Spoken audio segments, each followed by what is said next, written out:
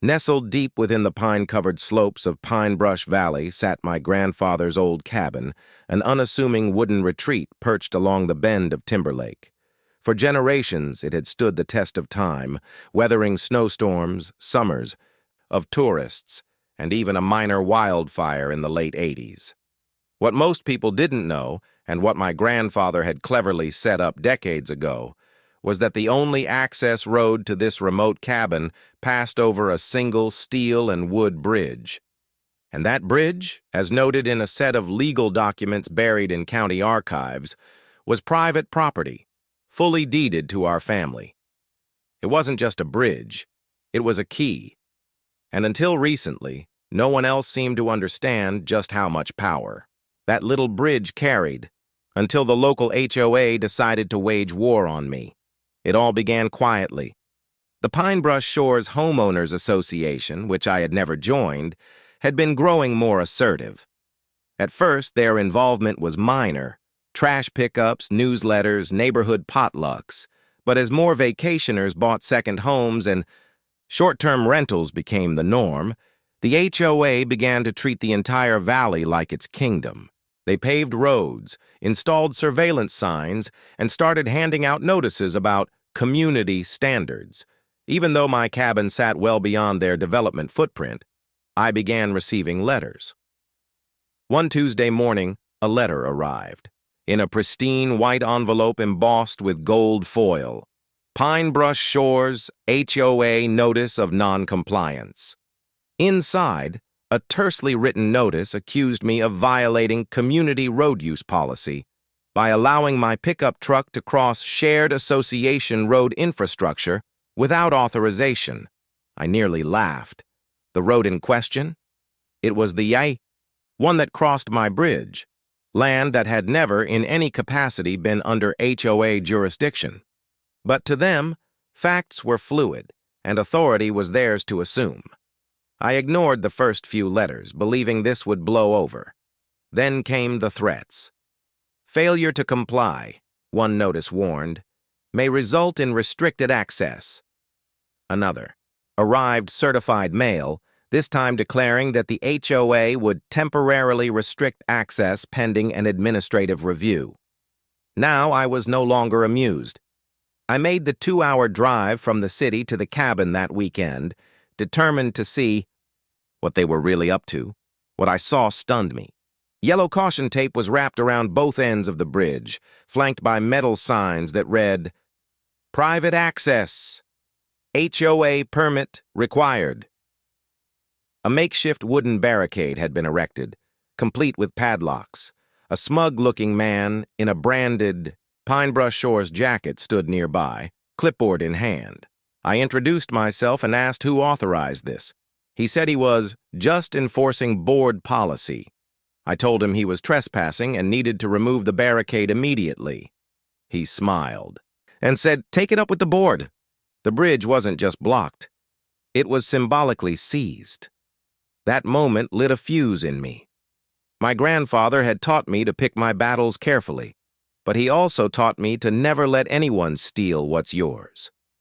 I drove to the county records office the next morning and requested all archived land and easement documents tied to the original Timberlake tract. It took hours of digging, but there it was.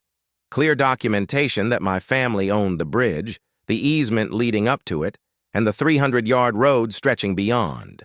It had been subdivided off before the HOA was even incorporated. I smiled. To myself. This wasn't just going to be a rebuttal, it was going to be an awakening. I hired a property attorney named Celeste Harlow, a no-nonsense woman with a sharp eye for encroachment law.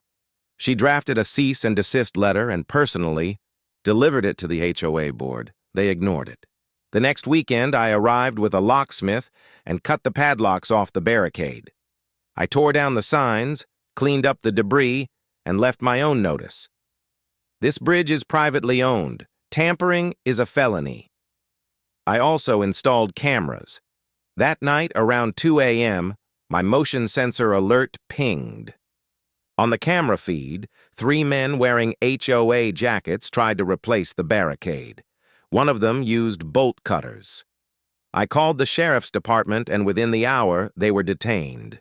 The sheriff, an older man named Darrell, who'd known my family for years, advised me to press charges. "They're acting like they own this valley," he muttered, shaking his head. I did just that. I filed trespassing charges and sent a formal complaint to the county zoning board. The fallout began almost immediately. Local news picked up the story. Homeowner sues HOA over bridge seizure. It stirred up a whirlwind. Some people in the IG community sided with the HOA, calling me obstinate. But others, especially longtime residents, cheered me on. I started receiving emails and phone calls from people telling me their own horror stories, fines for flower choices, threats over fence heights, even one couple penalized for parking their RV in their own driveway. My story became a lightning rod. The HOA, backed into a corner, held an emergency meeting. I attended it sitting quietly in the back as they debated how to respond. President Lisa Cranston, a well-dressed woman with rehearsed confidence, declared that I was attempting to fracture community order. When I was given a chance to speak, I pulled out a poster-sized reproduction of the deed showing my ownership of the bridge and road. I said nothing for a full minute, just held it up. The room fell into an uneasy silence. Then I said, "You blocked a bridge you don't own, and now you'll face the consequences." Outside, several board members huddled and whispered. It became clear to me that this wasn't just about rules. This was about power, about control. The HOA had grown into a self-righteous machine, unchecked and arrogant, and they never expected someone to push back with more than angry words. But I had something they didn't: the law. Over the next month, I filed a civil suit seeking damages for interference with property, trespassing, and attempted seizure. Celeste filed motions faster than they could keep up. We issued discovery, requests, digging into the HOA's communications. What we found was stunning. Internal emails discussing how to claim jurisdiction over non-member properties to boost the HOA's influence. One board member even wrote, "If we control the bridge, we control the cabin." That was printed, submitted to the court, and handed to the press. When the local news station aired an expose, public sentiment turned. The image of a man standing at his family cabin, cut off by a board of suburban tyrants, resonated with everyone tired of overreach. Suddenly, I was receiving support from nearby property owners who were fighting similar battles. A retired judge from a neighboring county even offered to provide testimony on how HOAs often illegally assert governance over non-consenting landowners. In the background, I worked quietly to strengthen my position. I upgraded the bridge, not just for safety, but to make it bulletproof to further tampering. Reinforced steel rails, motion sensors, solar lighting, and 2 trail cameras hidden in fake birdhouses. This was no longer just a path to a cabin. It was a symbol that no matter how far their power reached, there was still a line they could not cross. And then came the day everything tipped. The court granted a preliminary injunction against the HOA, legally forbidding them from attempting to interfere with my property again. But more than that, the judge issued a public statement condemning their actions as reckless, presumptive, and without legal merit.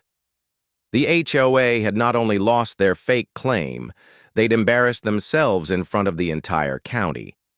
Lisa Cranston stepped down 2 days later. The bridge stood as it always had, quiet, sturdy, and true. But now it carried a legacy far heavier than its frame. It was no longer just timber and steel. It was the line between private rights and public bullying. And as I watched the sun dip behind the ridge, casting golden light across the water, I knew the real fight was still ahead. Because while the HOA had backed off, their pride hadn't. And pride, like a broken dam, always threatens to burst again. Weeks after the preliminary injunction against the HOA, the valley had settled into an eerie quiet. For the first time in months, there were no warning signs nailed to trees near my property. No suspicious cars parked at the end of the easement. road, and no more bureaucratic love letters slipped into my mailbox. But I knew better than to assume it was over. HOAs, especially ones built on fragile egos, don't just retreat. They regroup. Sure enough, just as the first snows of late October began to dust the treetops, I got a knock on my door. Celeste, my attorney, holding an envelope and a stiff look on her face. "They've changed tactics," she said. Inside the envelope was a letter from a new legal firm representing the HOA. They were filing a counterclaim. Their argument? That the road leading to the bridge, though historically used only by my family, was now a necessary and shared access point for new homeowners who had unknowingly built around it. Essentially, they were trying to reclassify my private road as a public right-of-way. In legal terms, they were invoking a doctrine called easement by necessity. "They want to fight," Celeste muttered, "and this time they're bringing in muscle." The new law firm, rich with HOA cases under their belt, thought they'd found a weak point in the chain of ownership. But they underestimated two things: my knowledge of that bridge's history, and the paperwork my grandfather had left behind. I dug out a dusty tin box labeled Cabin Files, Keep. Inside were handwritten notes, tax maps, even signed correspondence with the county engineer from 1973, verifying that the bridge and road were privately built and maintained entirely by my grandfather. Even better, I found a notarized agreement, with the county affirming that emergency services were allowed to use the bridge, but no other public designation had ever been made. That agreement was gold. As Celeste prepared our legal response, I went to work on another front, gathering the support of every landowner who bordered my cabin's parcel. Turns out, several of them had received similar threats from the HOA. A man named Marcus, who owned a parcel just beyond the South Ridge, showed me his own stack of fines for non-compliance with landscaping ordinances. His house was on land, not even governed by the HOA. We joined forces. Together, we drafted a coalition letter and submitted it to the county commission, outlining repeated HOA overreach and listing all property owners not under their jurisdiction. Our demand was simple: clarify the limits of the HOA's power and reaffirm existing property rights, especially regarding the bridge. The public pressure worked. The commission scheduled a hearing. The night of the hearing, the room was packed. Local media had picked up the story again, calling it Bridgegate when an HOA went too far. One by one, residents stood and told their stories. A widow fined for repainting her porch the wrong shade of tan. A veteran told to remove his flagpole. Then I stood and recited the line that would go viral the next morning. "If they want to cross my bridge, they better pay the toll. Respect for private property." The commission issued a statement a week later. The HOA had no claim to the bridge, nor the road leading to it. Their counterclaim fell apart soon after, and the firm representing them quietly withdrew. But the story didn't end there. A few days after the dust settled, I received a visitor. Not another lawyer, but someone I hadn't seen in years, an old friend of my grandfather's named Al Jenkins. Al was a retired civil engineer and had helped build many of the original roads in Pine Brush Valley. Over coffee, he pulled out a worn map and pointed to something curious. "See this ridge line here? The HOA doesn't realize that their own main service route crosses a parcel they don't legally own. It was leased decades ago from the county for maintenance vehicles only. Temporary access." My jaw nearly dropped. The HOA's own access to the maintenance depot, snowplow sheds, and service utility terminals ran across land they didn't technically own. If that lease had expired, and we confirmed it had, then their only legal access would require crossing the very bridge they tried to seize from me. With Celeste's help, we filed a new action, not out of revenge, but to officially terminate any presumptive claim they had to my property and to secure exclusive access rights to the only stable, ingress. The implications? If the HOA wanted to use their service trucks, they'd now need written permission from me. I didn't block them, but I required terms. an annual lease, standard easement insurance, and a fee, $200 per truckload. They balked. Then they panicked. Then they tried to threaten a shutdown of the cabin's utilities, forgetting that my cabin ran entirely off-grid, solar, well water, and a propane tank buried under 300 pounds of gravel. I had built independence into this place. They were scrambling to find leverage, but they had none. Out of desperation, the HOA board called for a private meeting with me, hoping to resolve tensions amicably. I agreed to meet at the bridge, a symbolic spot. I brought a document listing my terms. They brought a public notary. We stood across from one another, and I let them talk first. They tried to sound gracious, then stern, then desperate. "You don't want to be the guy who ruins the harmony of Pine Brush Shores," one of them warned. I laughed. "You did that yourselves." In the end, they signed. The HOA now pays a quarterly lease to cross the bridge they once tried to steal. All board members had to attend a county-mandated workshop on property law. And as part of the settlement, they issued a public apology, printed in the Pine Brush Monthly Bulletin front page above the fold. The fallout didn't stop there. Emboldened by my case, over a dozen homeowners filed motions to separate their properties from HOA governance. Several succeeded. The board shrank. Dues dried up. Their once bloated power now barely extended beyond a few cul-de-sacs. As for me, I turned my cabin into more than just a retreat. I opened it up each summer for a freedom weekend, inviting folks who had pushed back against overreaching HOAs. We shared stories, grilled on the fire pit, and watched the sun set behind the bridge that had once been a battleground. That bridge now had a name.